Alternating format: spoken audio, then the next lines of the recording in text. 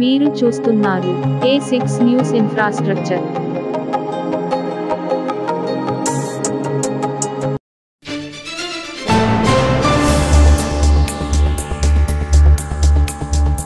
మరిన్ని వీడియోల కోసం సబ్స్క్రైబ్ చేసుకోవడం మర్చిపోకండి.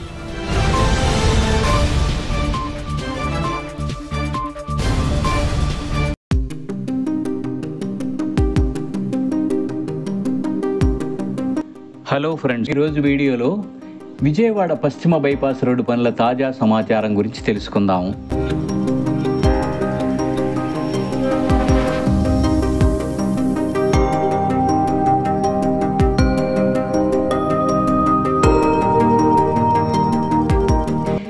విజయవాడ పశ్చిమ బైపాస్ రోడ్డు పోర్షన్ పనులు పూర్తయినా విద్యుత్ హైటెన్షన్ లైన్ల కారణంగా స్వల్ప ప్రతిష్టంభన తలెత్తింది. 5-6 చోట్ల ఇంకా విద్యుత్ లైన్ల సమస్య కారణంగా విజయవాడ బైపాస్ దాదాపుగా సిద్ధమైన అందుబాటులోకి రాలేని పరిస్థితి ఏర్పడింది. విజయవాడ పశ్చిమ బైపాస్ అందుబాటులోకి ఎప్పుడు వస్తుందా అని ఎదురు చూస్తున్న వారికి నిరాశ తప్పటం లేదు. పశ్చిమ బైపాస్ రోడ్డు దాదాపుగా సిద్ధమైంది. ఎటొచ్చి సూరంపల్లి దాటిన దగ్గర నుంచి నున్న జక్కంపూడి వరకు విద్యుత్ లైన్ల సమస్య కారణంగా 4 ROBలను సగంలోనే వదిలేయాల్సి వచ్చింది. హైటెన్షన్ తీగల సమస్య తొలగితే ఈ ROBలను నెల రోజుల్లోపే పూర్తి చేసి అందుబాటులోకి తీసుకురావచ్చు. విజయవాడ పశ్చిమ బైపాస్ ఎన్నికల తర్వాత మాత్రమే అందుబాటులోకి వచ్చే పరిస్థితి కనిపిస్తోంది. విజయవాడ పశ్చిమ బైపాస్ విషయంలో తలెత్తిన సమస్యలను పరిష్కరించే పరిస్థితిలో ఎన్టీఆర్ జిల్లా అధికారులు ఇప్పుడు లేరు.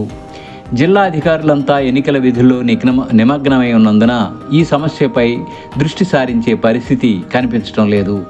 ఎన్నికల ప్రక్రియ పూర్తయి కొత్త ప్రభుత్వం ఏర్పడితే తప్ప ఈ సమస్యల పరిష్కారం అయ్యే పరిస్థితి కనిపించడం లేదు. జూన్ 6వ తేదీన ఫలితాలు ఇచ్చిన తర్వాత కొత్త ప్రభుత్వం ఏర్పడటానికి ఈ నెలాఖరు వరకు పడుతుంది.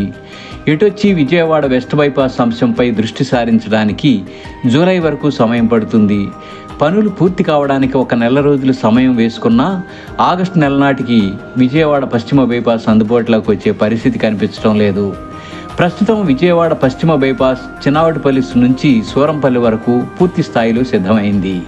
అక్కడ నుంచి నున్న వరకు తిరిగి జక్కంపూడి వరకు మధ్యలో హైటెన్షన్ వైర్ల సమస్య కారణంగా ROBలు సగమే పూర్తయ్యాయి. జక్కంపూడి నుంచి గొల్లపూడి వరకు నేరుగా రోడ్డు ROBల పనులు పూర్తయ్యాయి. చిన్నవాటిపల్లి నుంచి చూస్తే మర్లపాలెం దగ్గర ఫ్లైఓవర్ పూర్తయింది. గొల్లపూడి ఫ్లైఓవర్ పనులు పూర్తయ్యాయి. ప్యాకేజీ 4 పనులకు అనుసంధానం అయ్యే చోట గొల్లపూడి ROB పనులు కూడా పూర్తయ్యాయి. ఏది ఏమైనప్పటికీ అతి త్వరలో విజయవాడ వెస్ట్ బైపాస్ రోడ్డు అందుబాటులోకి వచ్చి విజయవాడ ట్రాఫిక్ కష్టాలు తీరాలని కోరుకుందాం.